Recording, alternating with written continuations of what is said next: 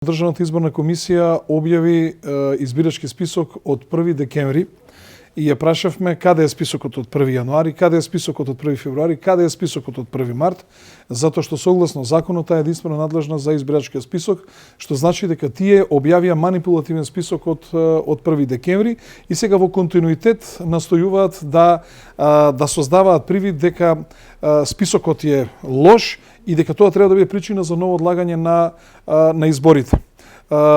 Прострои вест, не знам колку стотици илјади биле спорни гласачи, а од прилика се знае оние кои што ги нема, например, во две дата на податоци. Например, имате некој кој што има лична карта, меѓутоа нема пасош. Или, например, лицето не е здравствено осигурано и не е пријавено во агенција за вработување. Ова ќе биде само еден изговор за може да бараат одлагање на изборите, инаку јас сум длабоко убеден дека тие податоци што ги манипулираат сега во моментов преку своите сателитски сајтови, дека тие воопшто не се точни.